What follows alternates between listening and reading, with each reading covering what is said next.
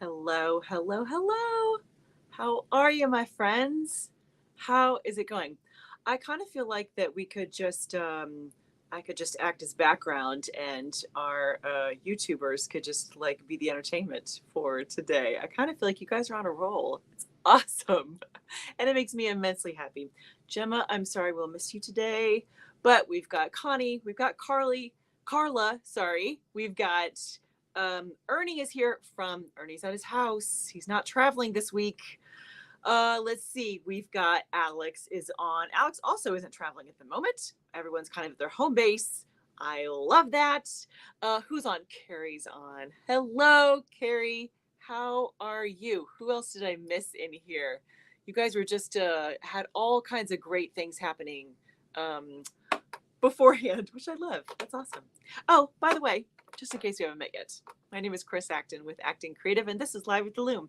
You're in the right place if you're looking for a about 45 minute get together between weavers and fiber lovers from all over the world. That's what we're doing right here, right now on Live with the Loom. Boy, that sounded like an ad, didn't it? It's like I was just going to roll right into some kind of crazy ad. Hello, Ellen. Oh, Ellen is there for a guild meeting. Look at her. She's such a good multitasker. We love that. Hey, Tanya. I love that. Sherry is on. Hello, Sherry from Iowa. Hello, Christine. Shannon is here. Laura is here. Sam is here. I love that.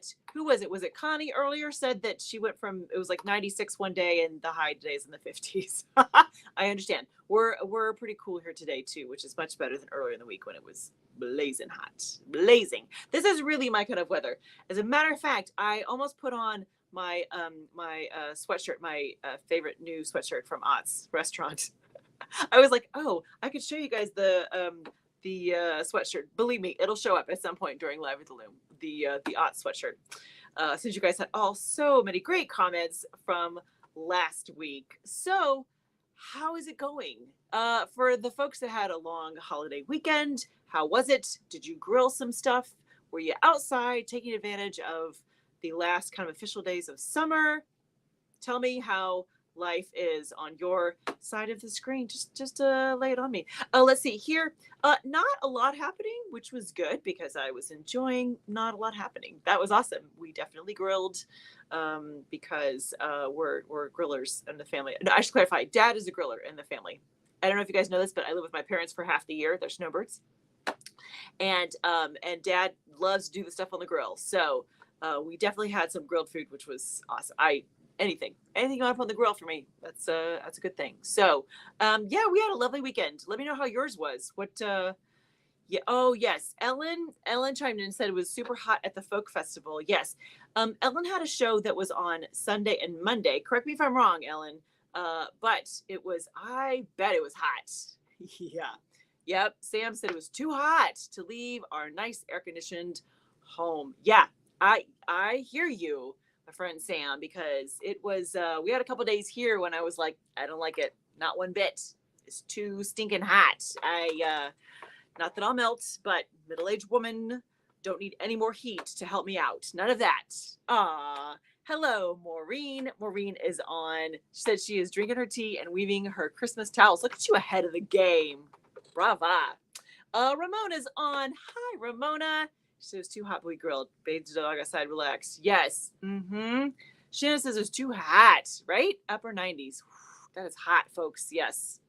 Tanya's in Canada. She said, with the smoke, there were warnings not to go outside. Yeah, there we go.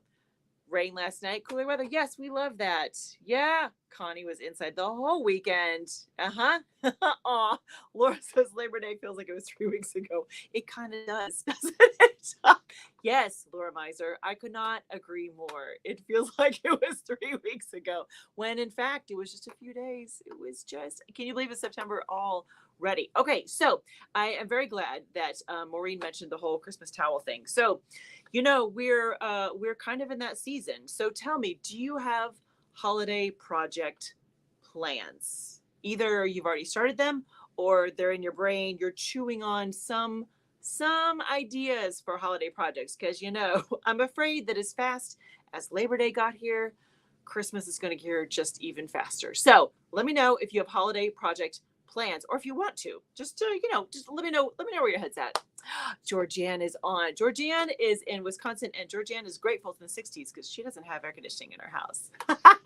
So, Georgianne, I'm so happy that it's cooler for you and for all of us. Yes. Okay, Sherry's in Iowa. She said the smoke is bad here, coming from Canada. It's supposed to leave or die down sometime today. Okay, it's going to clear out. There we go. Oh, see, Georgianne's on it. She says yes. Christmas runners and towels. I'm guessing that's what yeah. That's awesome.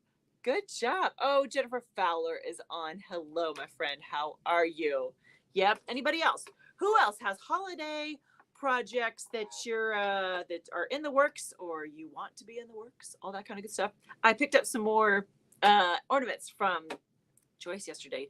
They're so stinking cute. But it is one of those things where we do ornaments that a lot of them are Christmas ornaments. If you recall, I don't know, 6 months ago, I was very proud of myself. I actually did holiday fabric like in the middle of winter, which that's very unlike me. So I did holiday fabric for ornaments, which was awesome. She's been using that up. But she also will do ornaments for, just whatever. She's got some really cute like Halloween ones and fall and St. Patty's Day and whatever. So we have not limited the ornament selection to just the holidays, but it does make me think that I need to, again, plan for some holiday fabric specifically because I don't always think to put red and green, call it holiday stuff. It's not always part of the thing. Shannon is warping the loom for a Christmas scarf. Good job, Shannon. She is ready. Hello, Sandra Parsons. She's on. Oh, and Lori from the Netherlands made it. Hello, Lori. How are you, my friend? Hello. So we were just discussing holiday projects. If you have some in the works, if you want to have some in the works, let me know. And a little twist of irony, because you guys always seem to read my mind. This ties into one of the questions I wanted to ask, because I had about 45 minutes before Live at the Loom started. I thought, you know what? I have a whole list of stuff to do, but I am just going to sit down and weave.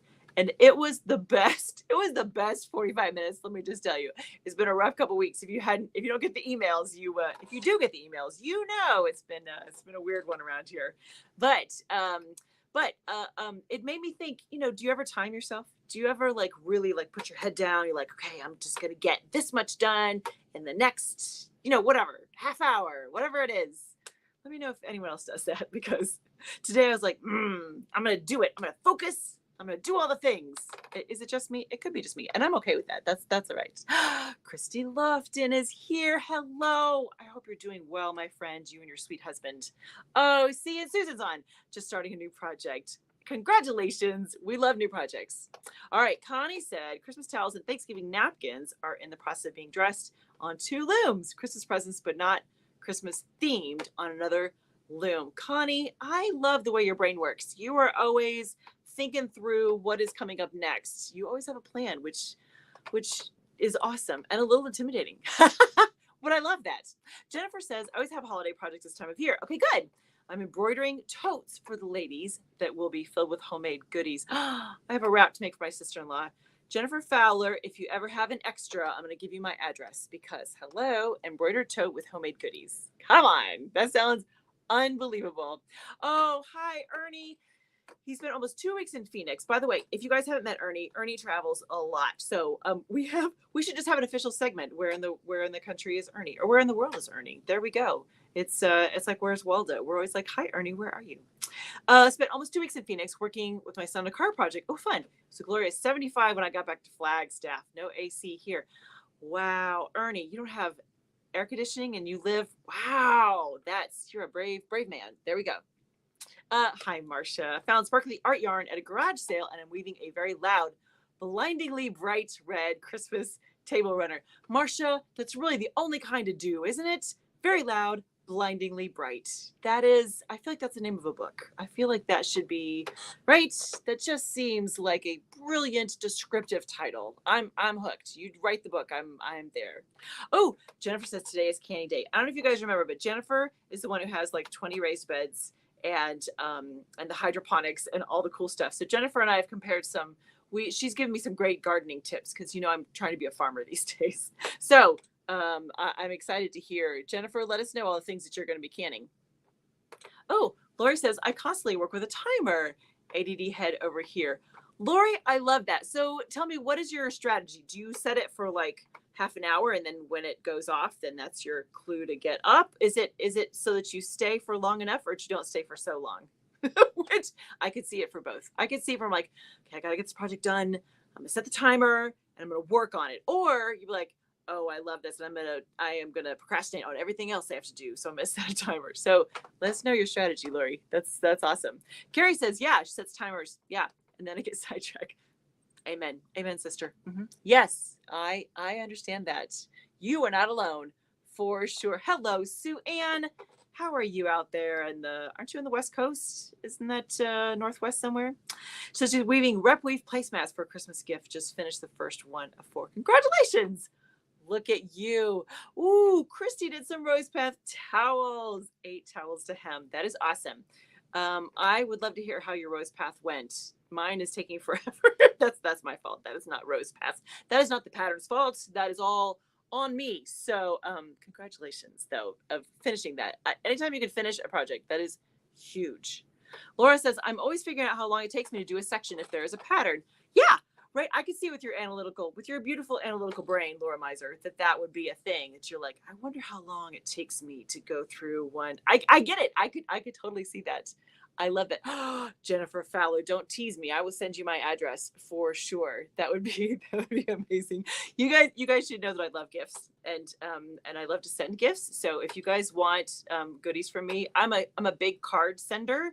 Any kind of stationery, like I can really never have enough stationery. So if you ever are like, Chris, I need some real mail, I will come through for you, my friend. You just direct message me a little note. You, gosh darn it, I will send you stuff. I promise. I love stuff in the mail. So just in case, that was like a very like public service announcement about Chris Acton. I love real mail. Hello, my name is Chris, and I may have a problem with stationery. I am just saying. Just saying. Sherry says she has ideas for holiday projects, but never enough time. Before I know it, the holidays are here. Yeah, yes, Sherry. I don't know anything about that. Yes, that's amazing, and you are not alone. Hello, Mercedes. Welcome. Another Spaniard. I love it. You should have you said hi to Carrie? Carrie's in Spain too. We love that. Look at that. I'm so glad you're here. Welcome. Come visit us every week. We're here having a good time for sure. Ellen says, always do some chores first thing in the morning. Aren't you a good girl? Then off to the loom the rest of the day. I love that. I would love to say that that's my philosophy too, but that is no. I'm like, chores? Those can wait. I am not as disciplined. Yes. Anybody else? Who else? Who else is with me in the not so disciplined camp? Jennifer is canning apples, carrots, green beans, and strawberries. It's actually going to be a week or more. That's how long it'll take, Jennifer? That's amazing, my friend. Jennifer is the closest thing to a homesteader that I know, which is amazing. Yeah, Sue Ann's in Seattle. That's what I thought. Thank you, Sue Ann. Dawn. Hi, Dawn.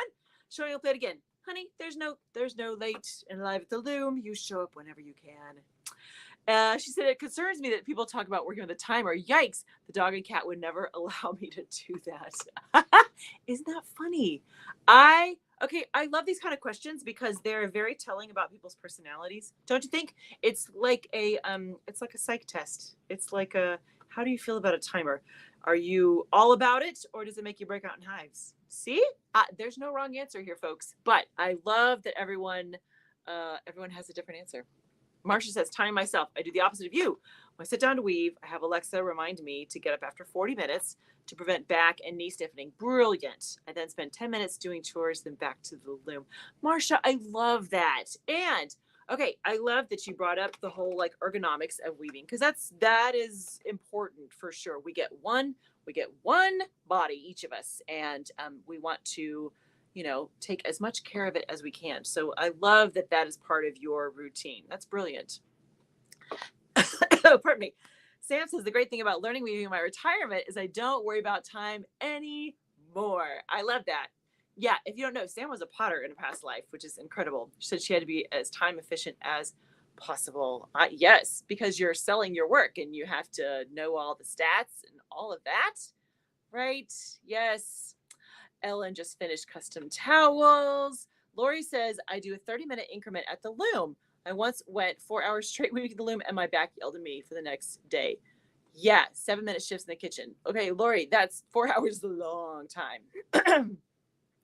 Oh, hi, Jody. She just got her rose path warped and threaded. Yay! Let me know how it goes. That's very exciting. Sue Ann says the best gift my best friend ever gave me was years ago. She sent me something in the mail every day for a year. Oh, that is a good friend. Oh, Sue Ann, that is awesome. Roxy says I love stationery as well, but I'm really a pen snob too. Ooh, yeah, great combination. Yeah, I have never, the pen world has never drawn me in, but stationery, I love some stationery. Connie says I'm doing goose eye curtains on a table loom, and I'm unhappy with how long it's taking me. Can't figure out why. 8-2 warp and weft, both bleached white and a 10 dent reed. Isn't that interesting? Sometimes, Connie, and you guys chime in if you found something different. Sometimes I find that the pattern, like the way the weft yarns kind of stack up on top of each other, takes longer. It takes, it just takes a little more time than anticipated. Thank you, Susan. Chores get done when chores get done. Thank you. I love that. Yes. Let's see. Sue Ann says she never times it. Just gets up and moves when I remember to do it. All right. That's also another philosophy. Just make sure it doesn't hurt there, Sue Ann. We want you to take care of you. Yes. Jennifer says she also loves snail mail. It's like Christmas, right? Amen. Yes, I'm with you.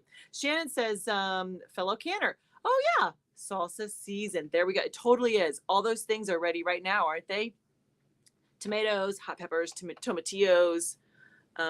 Yes, I don't know that we can grow tomatillos gracefully here. I think our winters are a little crazy. But if you're in Southwest Missouri, that I could see that. I could see that happening. Let's see. Carrie says I can't work on a timer system because I have 24 hours to fill. Sleep and food comes second place to crafting. Amen. That's why you and I, we bond. That's it. Yes. Hi, Dawn. I'm here for a bit. Woohoo! Didn't get much weaving done. Working on a few bushels each of tomatoes and apples, spaghetti sauces, soup. Wow. Bloody Mary mix, apple butter, sauce, pie, filling. Dawn, you're a busy person. That is for sure. I love that.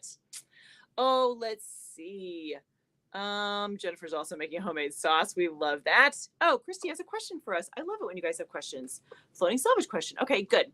I usually wind the floating selvage with the warp and beam on, so it's tensioned. Yes, not hanging off the back. Have started having issues with the floating selvage breaking. Oh, interesting, Christy. Oh, that's a really good question. All right, you guys, what do you think? For let's give Christy some ideas here. You know what? I have never had a floating selvage break. I have had it start to get so it's real saggy, which is, I don't think that's an official weaving term, but you know what I mean. When it's not standing up and floating like it should. I have never had one break though. That is a unique challenge there. I would think if it's wound on with the rest, that seems unusual. All right, you guys, help Christy out. What are your thoughts on the floating selvage challenge? Kathy says, still working on Christmas presents for great nieces and nephews. Then get the yarn ready for winter. Get my loom time. There we go. Loom time is coming, Kathy. Honestly. Let's see. Lori says, in the same way with the timer, I get distracted like a squirrel. Season that. I understand that. Yes. Yeah, for sure.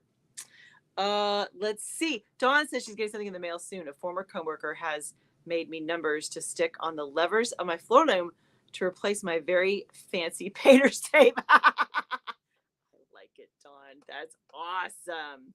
Yes. Let's see. Connie says she goes by inches rather than a timer. Okay, that would totally work. How many inches can I do before I'm ready to quit on the loom? And that would be that would vary per project, right? Because each pattern is going to be a little bit different. Susan says we're in the South, so most of our seasons are already done and over with. And our peach season was a bust, so there really isn't much left to can. Oh, that makes me so sad that peach season was a bust. Peaches are one of my favorites. Oh, Ernie said he's all about the pens, fountain pens. There we go. Too bad I can only write with one at a time. Ernie, you are not alone in your sadness there. That is for sure. Okay, so Ellen, Ella, Christy, this is for you. Check your draw in. If too much, the floating selvage will abrade more. Oh, interesting. Okay. All right. So the idea being, do you guys follow this? The idea is that as you throw your shuttle from, left to right every time, if you're pulling in a lot, that floating selvage is on the outer edge, and it's gonna shorten up the most. So that could cause more tension, thus making it easier to break. Does that make sense? You guys, let me know if it makes sense. I like that idea though, Ellen. Christy, let us know if that's part of the challenge, you think. Let's see. Sandra just finished 2 placemats. I'm not happy with tucking in the ends. You'll get there, my friend. We have faith in you.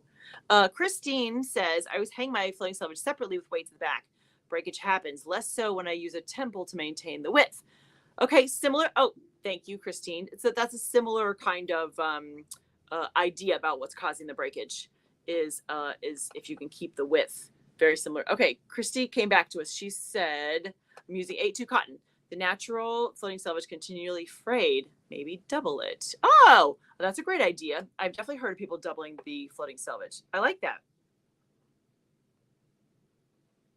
I'm trying to think. I've had people suggest that you skip a dent and then put the floating selvage there, but that may actually exacerbate your problem. So doubling, that could give it some strength.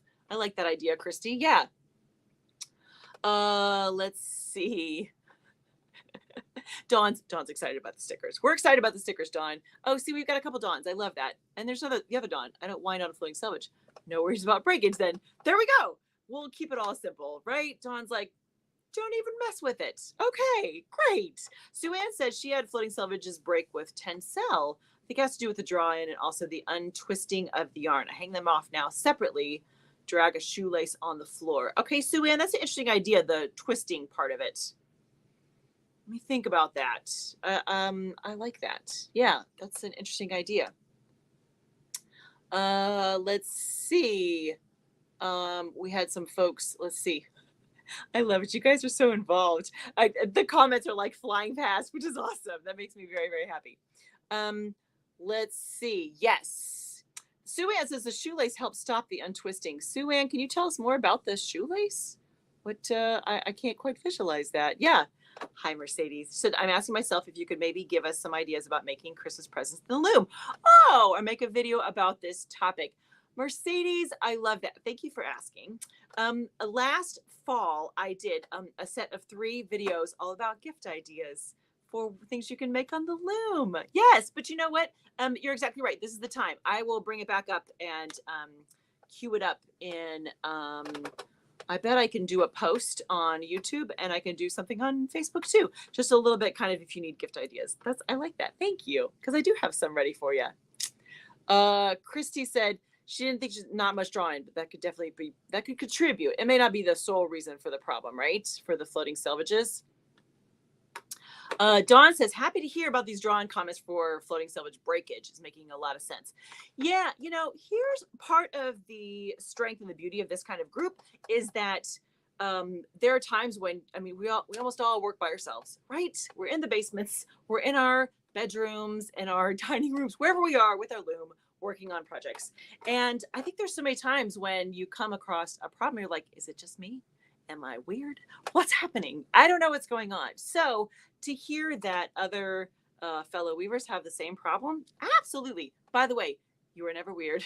It is never just you. There's always somebody else, I promise. So don't you ever worry about that. Lori says if she's finished this week, drum carding and spinning 2,400, more than 2,400 meters of Dutch wool for a weaving blanket. Just ordered vacuum bags to help with storage. Warp is ready for Rose Path on Glamacra, Victoria. Look at you with all the big plans. That's amazing. 2,400, more than 2,400 meters. Okay, someone do the math for me. Put that in yards or something for me. Someone who likes to translate from metric to English. Let's see. Sue Ann says she's now doubling her tencel floating selvages. Thank you. I think that's a really nice idea. I like that because that would be also kind of an easy fix, an easy thing to do. Yeah. Let's see. Oh, there we go. Ellen says, or use a fishing line that pulled out when done. I've heard of this, never actually tried it. Do you know what, Ellen? I have heard of this being done when people are doing double weave as an effort to not really cram the fold. That's where I've heard of using fishing line. I would think the challenge is just, is it a really hassle to get it out when it's finished? Have you guys heard of this? The idea is you take something like a strong, like fishing. I mean, fishing line is what's recommended, but the theory is that it's not going to have nearly as much give as regular yarn. So if you use that as a floating selvage, or place it strategically so that it is going to force, it's going to help your drawing not go so crazy. So that's another idea. I like that. Thank you, Ellen, for bringing that up. I appreciate that. Yes. Yes. Thank you. Christy says, I do not know my problems exacerbated. Amen, sister. Yes, exactly. Oh, hello, Tamison. Tamison. Oh, my friend, right on the nose, right there. I always forget it's Thursday. Especially this week. Believe me. Yes, it's exactly right. Okay, Sue Ann talked about the shoelace fix. You attach a shoelace to the weight for the floating selvage. Let it drag on the floor. It stops the untwisting of the ply. Sue Ann, that is kind of magical. Stops the untwisting of the ply. Okay, so part of the idea is it dangles, so it's always, is that right, Sue Ann, or it doesn't? Okay. Oh, see, we have questions. Oh, Jennifer Fowler, she's awesome. Okay, so 2,400 plus meters is 2,624.672 yards. Thank you, Jennifer Fowler. That's very helpful. So it's the yardage is going to be more, not by a lot though, which is always interesting. Okay. Oh, sorry. Sue Ann says fishing line works like a charm with double weave. Yeah. Thank you. Carrie's used the fishing line, pulls out very easily. Okay, good. Thank you guys, because I've never tried it. It helps stabilize a weak floating selvage yarn. Nice. Okay. Sue Ann says the shoelace thing she learned on Ravelry, and doesn't dangle, it drags on the floor. Oh, interesting. You guys are full of all kinds of great tidbits today. I love that. Okay, so here's my little call for folks, and I talked about it a couple weeks ago, but in the month of August, we did a fabulous studio tour with the amazing Ellen Grenier Bevel. And it went really well. So I would like for us to do it about once a month. That's what I'm thinking. So I have the next couple months, I've got people lined up for it, but I am going to need some more wonderful, brave weavers to participate. So now let me clarify. This does not have to be, if you guys watched Ellen's tour, Ellen has a beautiful designated, she's got 2 rooms designated all the weaving, and it's amazing. And that is probably the Mac Daddy. That is like the pinnacle of weaving studios. Do not be intimidated. Okay, my space is, I'll have to clean it up first, but then I'll show you some of the rest of my space at some point. It is, it's like, an 1/8 of the size of Ellen's. So do not be intimidated that it's not all glamorous and everything's in perfect place. No, we don't need that. What we're looking for is we're just curious about how do you set up your equipment, your materials, what kind of things do you have handy, how do you do your lighting, just to see your space. It doesn't have to be anything crazy. So put in the comments here or email me privately if you're like, yeah, I think I'd like to do that. That would be awesome. I promise I'll always be gentle with you. There's no expectations. So that is my official call for other of you lovely supporters. If someone wants to come in and do a studio tour. Now, there's no pressure. If it's going to stress you out, my friends, we won't do it. It's okay. I promise. But that is something that I'm going to try to do on kind of a monthly basis. So yeah. Okay. So Carrie knows about the shoelace. She said by dragging on the floor, the yarn can't twist as it doesn't dangle. Oh, interesting. All right. I'm going to have to look for more information on that tip. I like that. Oh, Christy's game. Yay. All right, Christy Lofton. I'm gonna I will chat with you. We'll make that happen. Thank you so much. That would be fun. I've seen little bits and pieces of your space, which is beautiful. Goodbye, my friend Ellen. Have a good time with the guild meeting. Okay, so what else? Oh, I know what else I wanted to ask you guys. A little brainstorming session just for us here. Since so many of you are my regulars, which I love and adore, and it makes me so honored and proud. Here, I need some ideas. I need some ideas of other what kind of patterns would you like to see? What kind of topics? Not just for Live at the Loom, but for a handwoven experience. What I just thought I'd do a little check, a little put my finger on the pulse of how everyone's doing and what you'd like to see more of. What's been on the brain lately? What has been something where you're like, you know what, this would be good if Chris explained this or talked about this or whatever it is. So give that some thought. If you don't have any ideas immediately, you can always drop me a line. Of course you can. Yes. Don Miller says, I'm still trying to get moved into my weaving space.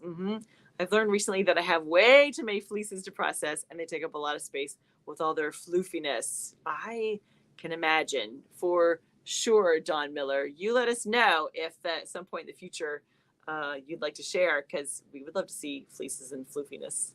I feel like all these book titles have come to us today. Okay, so ponder ideas for me. We'll do a little weaving here, shall we?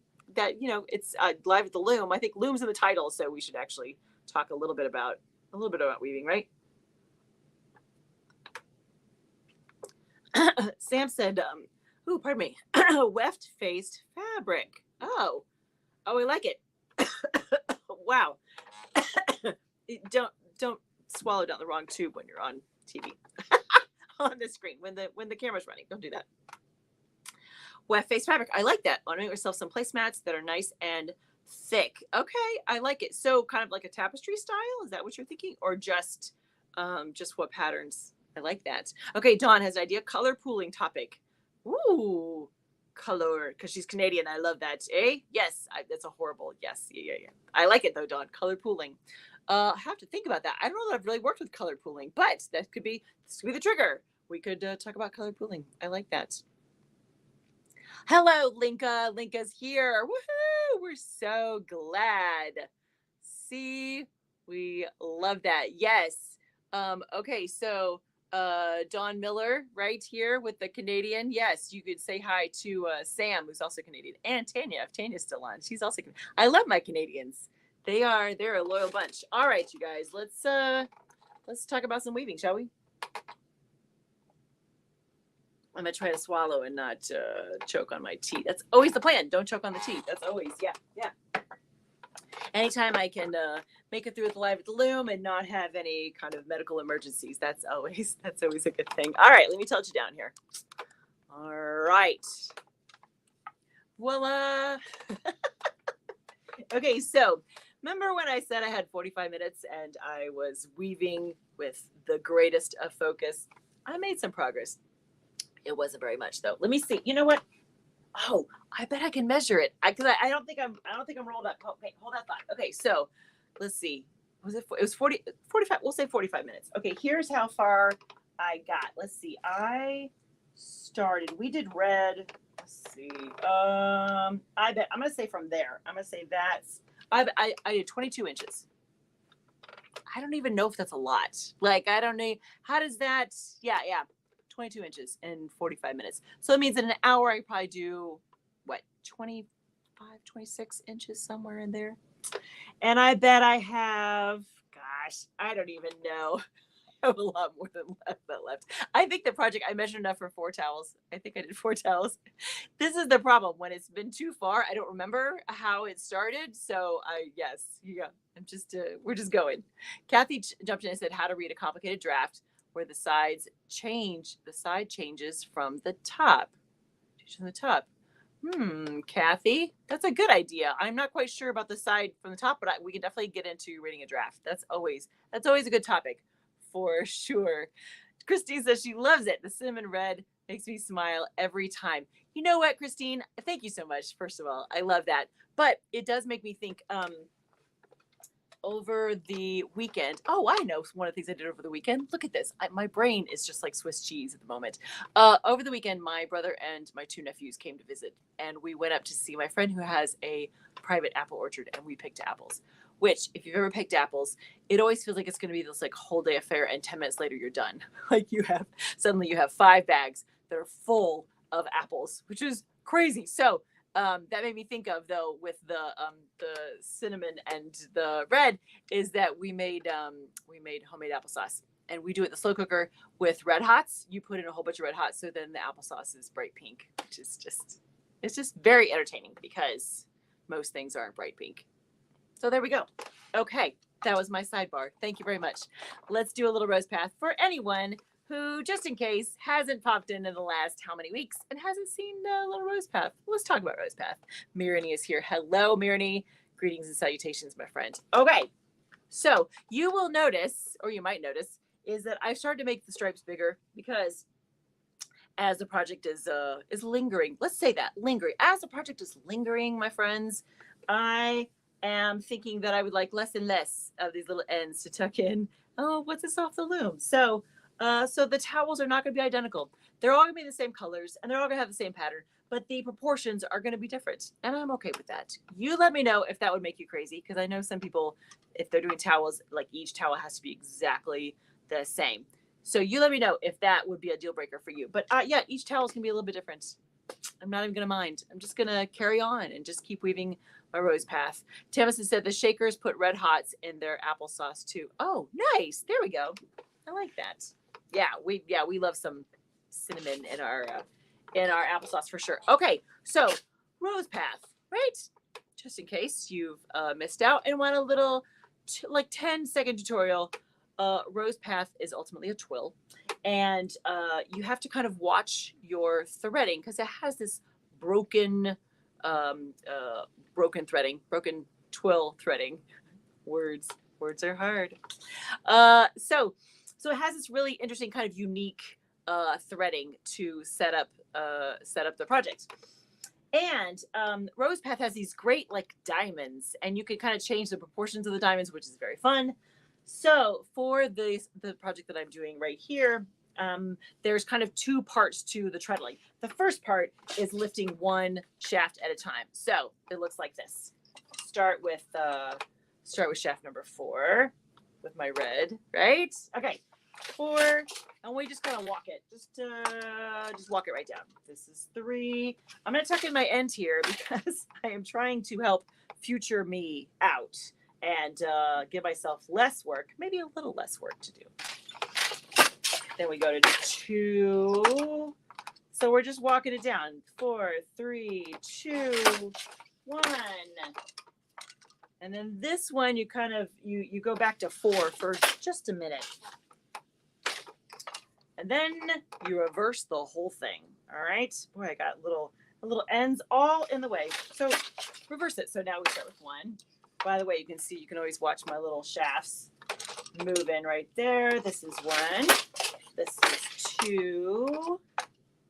This is 3 right there. And then 4. So this is I kind of think in my head, this is like part A. And here is part B of the same, just there's like 2 different treadling sequences to create the pattern. So here we go. In this one, I do 2 at a time, and you start at the other end. And I keep kind of doing this because that's how my feet are going. So for me, treadle 1 is on the left side. Treadle 4 is attached on the right side. So it's kind of a left and right. There can be such a like a visual component to weaving, and everyone does a little differently. So you do you, whatever makes the most sense in your head. But here's how I have my organized. So I'm gonna start 2 at a time with 1 and 2. And then we'll go the opposite direction. We're gonna go 2 and 3. By the way, this entire pattern is in the Ann Dixon book. I have no idea what page. If Sam's still on, Sam's would do it. So if someone's got the book handy, you can tell me what page the rose path is on. But it's in the Ann Dixon book, and it's the top variation. Yeah, the top variation there. Okay, 3 and 4. And 4 and 1. All right. And then 1 and 2 is kind of the tip of the diamond. Kind of how I like to think about it. And then you go back the other way. Reverse the whole thing. So 1 and 4. 3 and 4. 2 and 3. Just like that. And then 1 and 2. Just like you started. So that that right there was an entire, like that's one repeat of the treadling to make this particular fabric. Now, what's gonna be really interesting, and I can't wait to take you with me when I do all this, but once this is off the loom, is that, forgive me if you've already heard the story. Some of you have already heard the story for sure, but I know for sure that the white and the red are an 8/4 cotton, carpet warp, unmercerized, all of that standard stuff. However, I got these two. They were in a tube. It was the same size. It was 8/4. These two colors here are the mystery colors. The guess is that there's a little bit of linen in them. That's what the guess is. So we'll see when the sucker comes off the loom and goes to the washer and dryer, because they're towels, they have to go through the washer and dryer. But we will see how they shrink differently. It could be more excitement than I was anticipating. Oh, thank you so much, Dawn. Okay, in the Ann Dixon book, page 74. Look at you guys are the best. You're like right there with anything that I need. Okay, I'm gonna bring you in close so you can see what we just did. Everybody sit tight. Everybody, yeah, thank you. See, Lori, I'm right there for you, honey. There's see, okay, so this is what, let's see, right there, you can kind of see. So here's what's so fun is that where it looks like the diamond looks fatter, like closer together, that's when you're only lifting one shaft at a time. And then this one here, where it's a little farther apart, that's when you're lifting two shafts at a time, because you'd have, it's equal for these. You can even see in the dark here, see where it's really dark, that's where it's only one shaft. And when it's a little bit lighter, that's when it's two shafts at a time. Now, if we added or changed the pattern so we're lifting 3 shafts at a time, you would see even more of this, of the warp yarns going through the pattern. But I love the fact that, like, you can see the pattern here and then here, like just visually, you kind of bounce around the whole project. We're going to finish the sucker one day. I promise we will. Yeah. Right? We're going to finish it one day. I promise. You'll be right there. You'll be right there for all of it. Mirani says she makes all of her towels intentionally different. Variety is fun. I like that, Mirani. Yes, I am. Yeah. Mm-hmm. Yeah. There we go. And Christine is right. She's, oh, there we go. She makes hers unintentionally different. I like it. No matter how you get there, my friends. And even if you like them all the same, great. Do them all the same. Yeah. Oh, look, Sam was trying to do it from memory. Sam, you're the best. Someone have to double check me because I don't have my book right in front of me. But yes, yeah. If you look, honestly, if you go to the Ann Dixon book and in the back look for Rose Path, that's where they are. Ernie says, I find that the ends in my towels tend to pop out over time and I have to trim them. Makes me think I'm doing something not quite right. Dealing with ends could be a good video topic. Oh, that is interesting, Ernie. I like that. By the way, you are not doing anything wrong.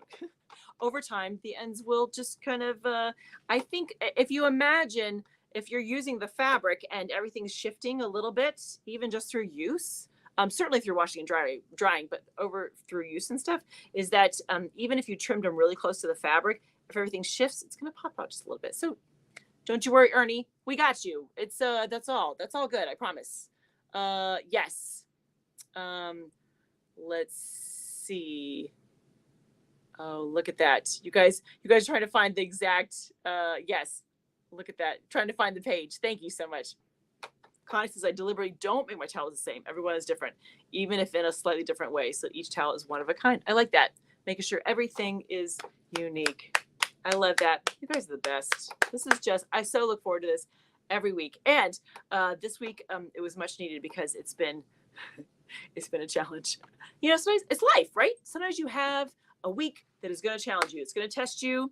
And it's one of those weeks that you look back and think, hey, my week was rough, but it wasn't as bad as that one in early September. That's, yeah, that was rough. So there's no handwoven experience. All that to say, there's no handwoven experience video for this week, but I have some good ideas for some ones coming up in the very near future. So you won't have to wait long for brand new episodes of Handwoven Experience. By the way, at this point, there's 130 plus videos of a handwoven experience. So don't be afraid to go over to the Acting Creative. The YouTube is an easy place to find it, or the website. You can always go to my website and you can search. You can go to, I think on the website it's under the blog page, and you can go into the blog page and you can say, You could say rose path. You could say rep weave. You could say color, and every episode that has color as a tag will pop up. So there's all kinds of great information for you. So if you ever have questions, those are just great kind of resources. And don't forget they're all there for you. And if you love the idea of having all kinds of great resources, join the Acting Creative Insiders.